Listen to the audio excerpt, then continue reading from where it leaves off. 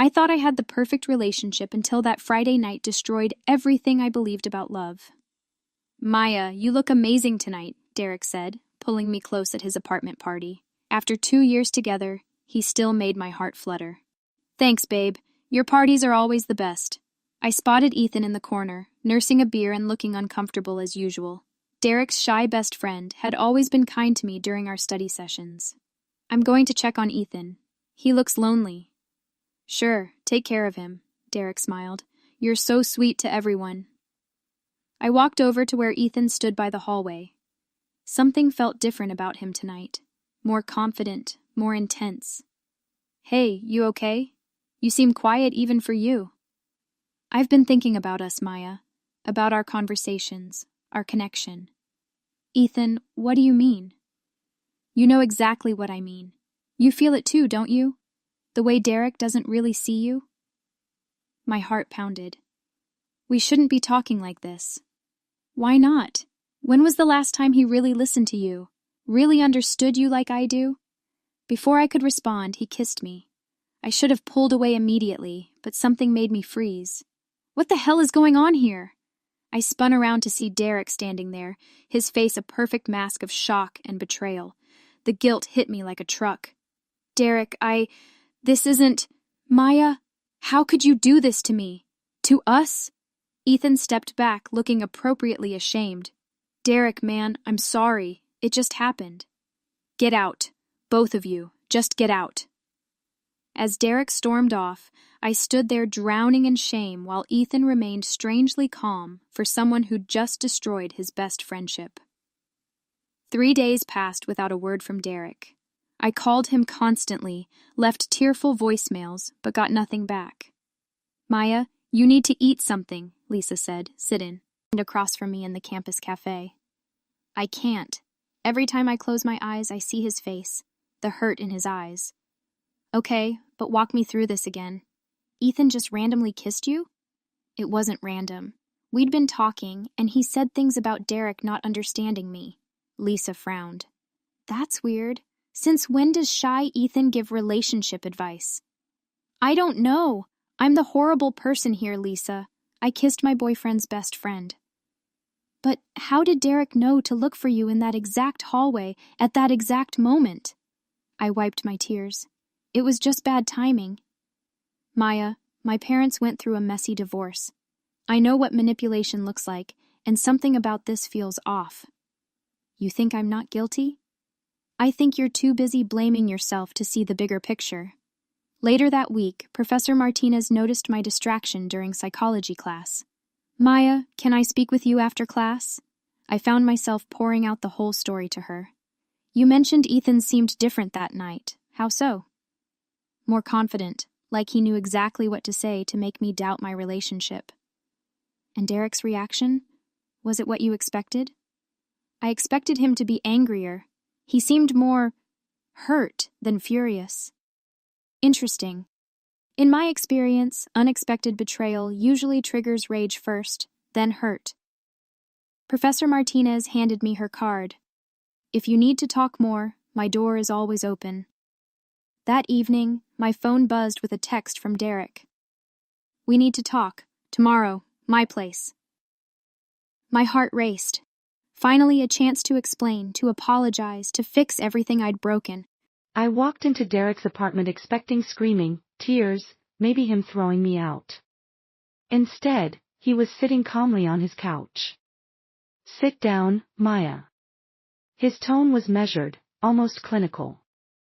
I've been thinking about us, about what happened. Derek, I'm so sorry. I don't know what came over me, let me finish. His hand raised to silence me. I'm willing to forgive you, but there have to be conditions.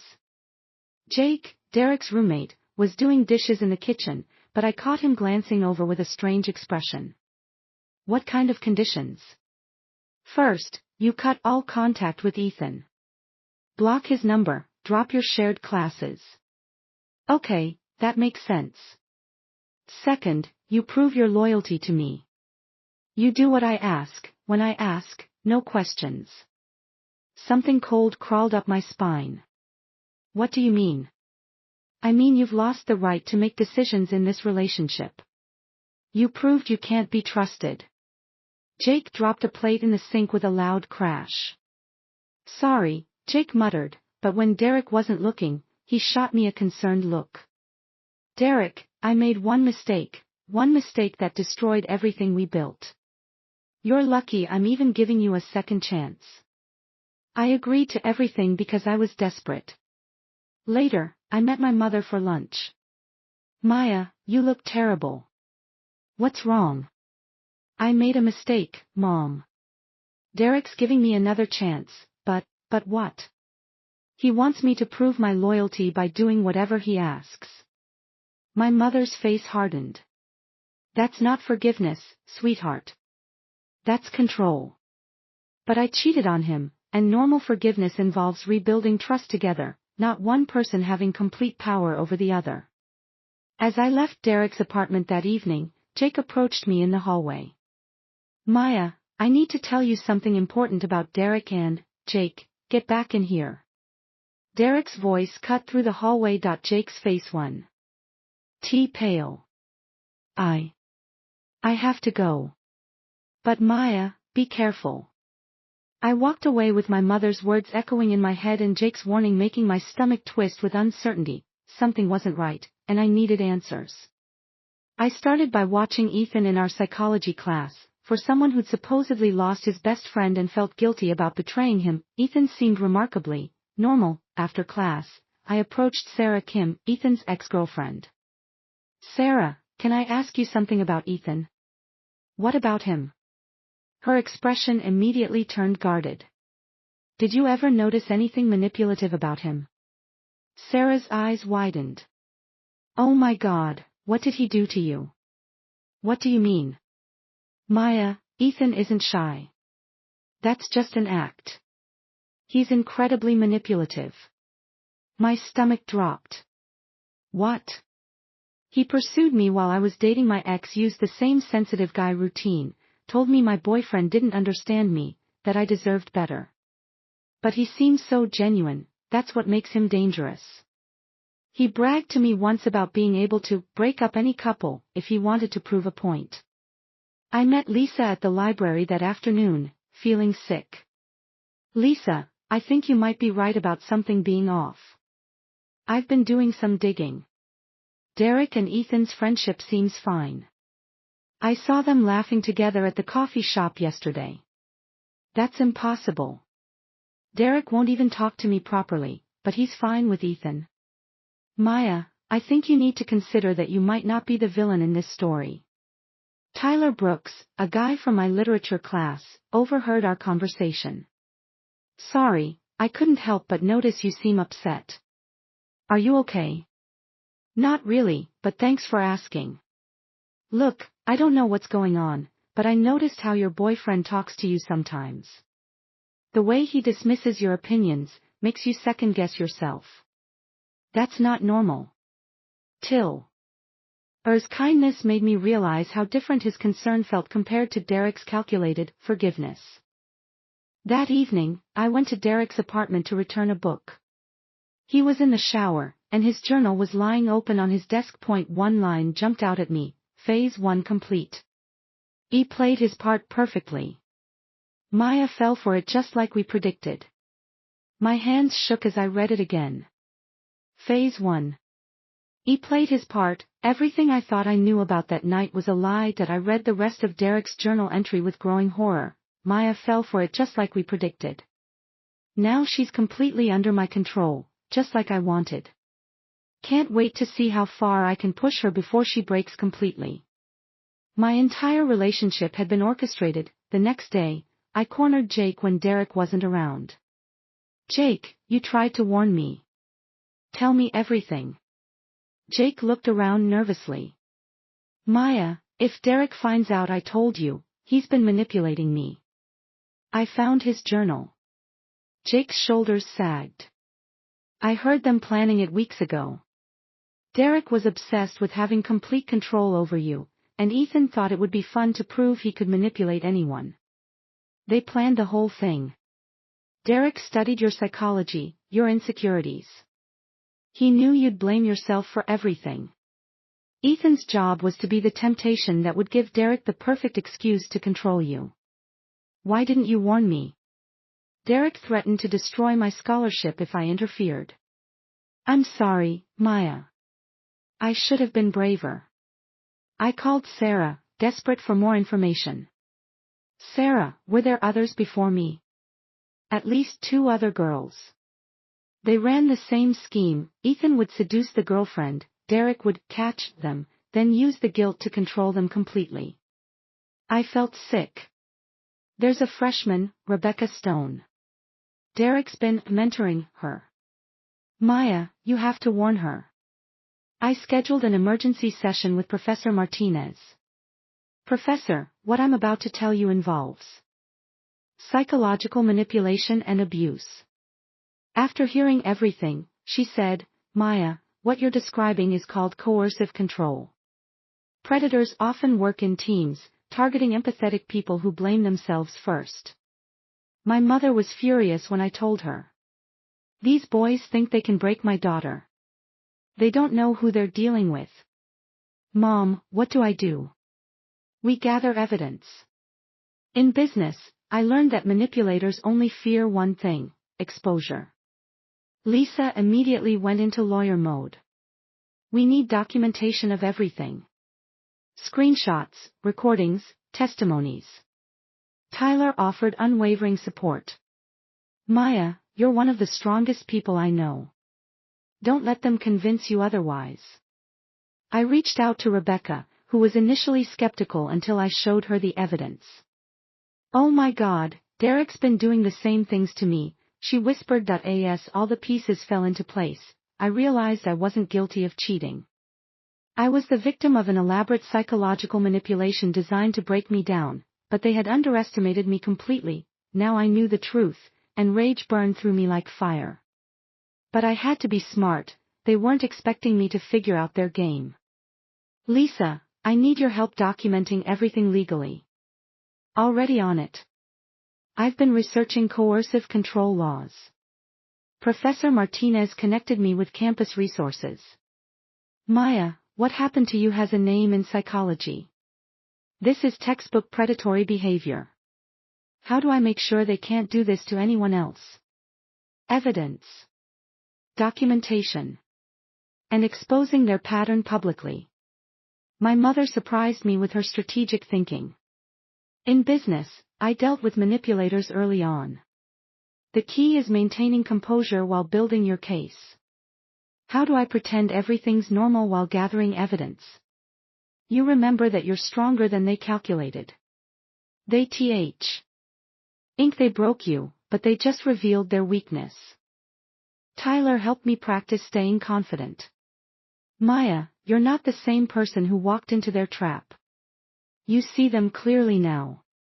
Rebecca became an unexpected ally after I warned her. Derek's been using the same lines on me. You're too good for college guys your age. You need someone mature. That's exactly what manipulation looks like. Will you help me stop them? Absolutely. No one else should go through this. Jake felt terrible about staying silent. Maya, I'll testify to everything I heard. It's the least I can do. Sarah provided additional evidence about Ethan's past victims. I kept some of his manipulative texts. I never thought I'd need them as evidence. Our plan was simple but effective. Let Derek think his control was working while I quietly built an ironclad case against both of them that I had to pretend to be the broken, guilty girlfriend while secretly preparing to destroy them. Derek smugly told me about his next move. I'm planning a surprise for you next week. Something that will really show everyone how committed you are to making this right. What kind of surprise? Trust me, it'll be unforgettable. He thought he was planning my final humiliation. Instead, he was walking directly into my trap. I can't wait, I lied, knowing his surprise would be the perfect opportunity to expose everything. They had no idea what was coming. Derek's surprise was a campus party where he planned to publicly humiliate me, forcing me to confess my cheating and beg for forgiveness in front of everyone, but I was ready. Everyone, I want to thank you for coming tonight, Derek announced to the crowd. Maya has something she wants to share about learning from mistakes and earning forgiveness. He looked at me expectantly, waiting for me to grovel. Instead, I stood up calmly. You're right, Derek. I do have something to share. I pulled out my phone and the evidence folder Lisa had helped me prepare. I want to tell everyone about psychological manipulation and coercive control. Derek's confident smile faltered. What Derek didn't tell you is that my cheating was completely orchestrated by him and Ethan. The room fell silent as I displayed Derek's journal entries on my phone. Phase 1 complete. He played his part perfectly. Maya fell for it just like we predicted. Now she's completely under my control. Gasps echoed through the room. Ethan tried to interrupt. That's not, Sarah, would you like to share your experience? Sarah stepped forward. Ethan ran the same manipulation scheme on me and at least 2 other girls. Jake stood up. I heard them planning Maya's manipulation weeks in advance. Derek threatened my scholarship to keep me quiet. Rebecca joined us. Derek's currently trying the same tactics on me. Professor Martinez, who I'd invited as a witness, addressed the crowd. What you're seeing is a textbook example of predatory behavior and coercive control. Lisa presented our legal documentation. We have evidence of a clear pattern of psychological abuse. My mother stood beside me, her presence reminding me of my own strength. Tyler represented the kind of genuine friendship I deserved. I watched Derek and Ethan's social circle completely turn against them as the truth came out. Maya, this is insane, Derek stammered. You're making this up, the evidence speaks for itself. I walked away from that party with my head held high for the first time in months. The aftermath was swift and satisfying. Maya, the university is launching a full investigation, Professor Martinez informed me. Your evidence has been invaluable. Derek and Ethan faced academic consequences, and their campus reputation was destroyed overnight. Several other victims came forward after my public revelation. Thank you for giving me the courage to speak up, one girl told me. I thought I was crazy. Derek tried desperately to contact me. Maya, please, we can work this out. I love you. I blocked his number after recognizing the manipulation in his tone. Ethan disappeared from campus entirely, apparently transferring schools. Jake became a genuine friend. Maya, thank you for helping me find my courage. I should have spoken up sooner. You spoke up when it mattered most. Sarah started a support group for manipulation victims. Your strength inspired all of us to heal and help others. Rebecca and I became close friends. We survived their scheme and came out stronger. Professor Martinez invited me to co-present workshops on recognizing psychological manipulation. Your experience can help prevent this from happening to others. Lisa celebrated our victory. You showed incredible strength fighting back. I'm proud of you. My mother beamed with pride. You handled this with courage I recognize from my own battles. You're stronger than you know. Tyler and I grew closer, and I learned what healthy relationships actually looked like. Maya, you deserve someone who builds you up, not tears you down. I'm finally starting to believe that. Looking back, I realized what I thought was my biggest mistake, that cheating was actually their biggest mistake, because it led to their complete exposure that I was no longer the naive girl who'd walked into their trap, that I was someone who could spot manipulation from miles away, someone who had the courage to fight back and protect others. They tried to break me, but instead, they created someone who would make sure no one else fell for their games. That was true victory.